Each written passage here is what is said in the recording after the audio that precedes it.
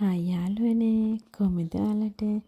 ඔන්න ඉතින් ඔයාලා දැක්කේ අපි අද හදපු පොලොස් කරි එක.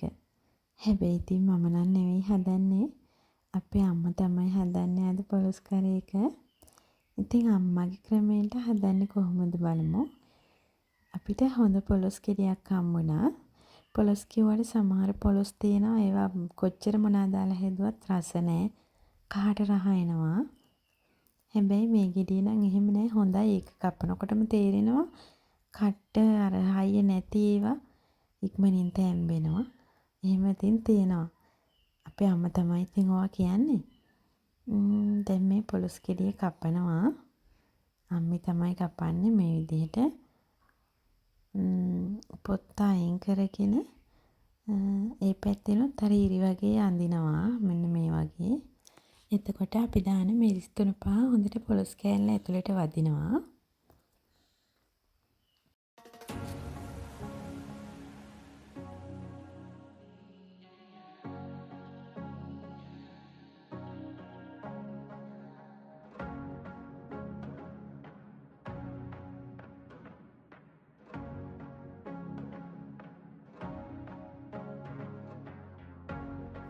දැන් ඉතින් පොලොස් ගෙඩිය කපලා ඉවරයි. අපි මේ කරපිංච කඩන්න යන්න හදන්නේ. ඉතින් ඒ යන අතරමඟදී ඔන්න අපේ ගෙදර කුමාරිකා වවලා තිනවා. මට හිතුණා ඒවත් ඉතින් ඔයාලට පෙන්වන්න ඕන කියලා.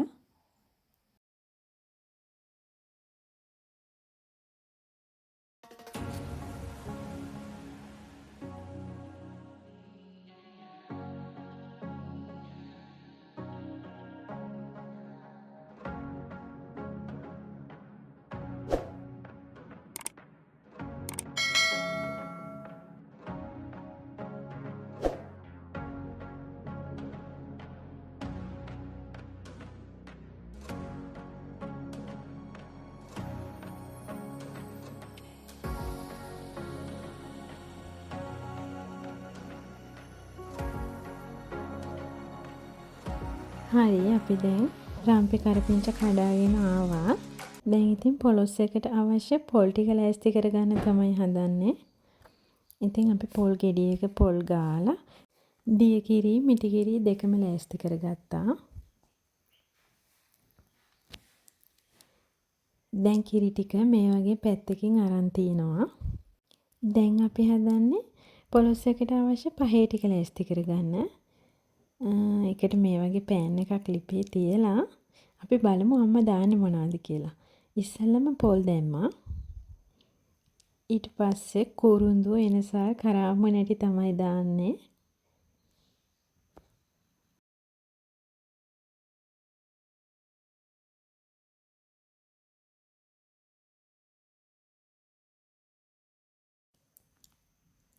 ඊට පස්සේ අපි කරපිංච ටිකකුත් එකතු කරගන්නවා. දැන් ඉතින් මේ ටික රන්වන් පාට වෙනකම් බෙද ගන්න ඕන. මේක ටිකක් බෙදුනට පස්සේ මේකට අවශ්‍ය මිරිස් තුන පහ ටිකත් ඒකටම දාලා බෙද ගන්නවා. දැන් ඒක ලස්සන පාටකට ආවට පස්සේ මේක ටිකක් නිවෙන්න තියලා බ්ලෙන්ඩ් කරගන්න ඕන. දැන් ඒක නිවෙනකම් පොලොස් ටික සෝදලා අපි උයන භාජනයට දා ගන්නවා. මේක මැටි ඇතිලි එක වගේ උයන්න පුළුවන් නම් ගොඩක් හොඳයි.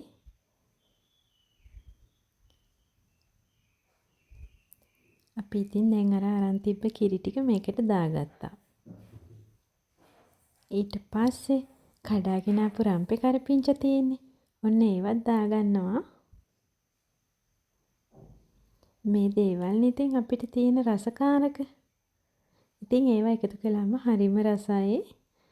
ඔන්න මම අපි බ්ලෙන්ඩ් කරගත්ත අපේ පොල් මිරිස් මිශ්‍රණය අරගෙන ආවා.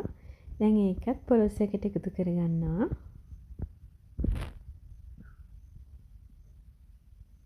දැන් ඉතින් මේ වෙලාවේ මේකට එකතු කරගන්න තියෙන හැමදේම එකතු කරගන්න තමයි තියෙන්නේ.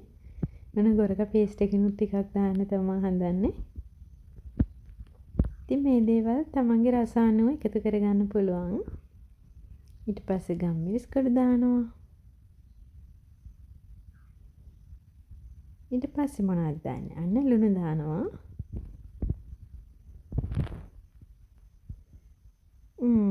දැන් ඊළඟට අපි සුදු ලුණු පොතු පිටින් තමයි තලාගෙන එකතු කරන්නේ. මිරිස් කරල් 3කුත් දැම්මා. දැන් ඉතින් අපි මේක ලිපේ තියාගමු.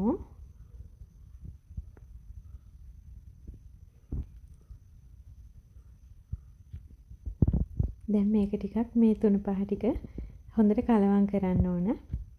ඊට පස්සේ මේක වහලා උයා ගන්න ඕන.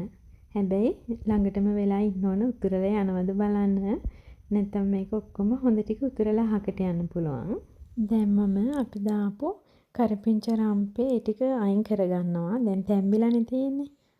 ඊට පස්සේ ඉතින් තව ටිකක් හින්දලා ලිපෙන් බා ගන්නවා. මේ පොලොස් එක ඉක්මනින් තැම්බුණා.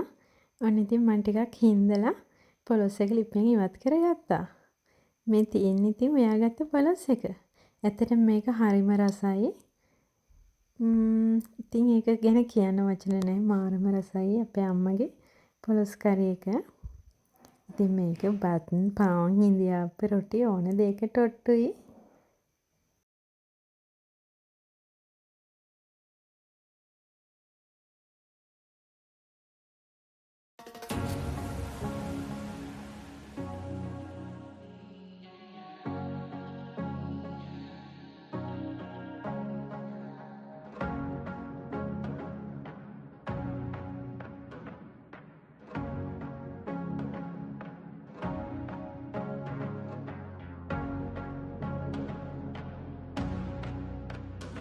එහෙනම් ඉතින් මම වීඩියෝ එක එන්ඩ් කරනවා.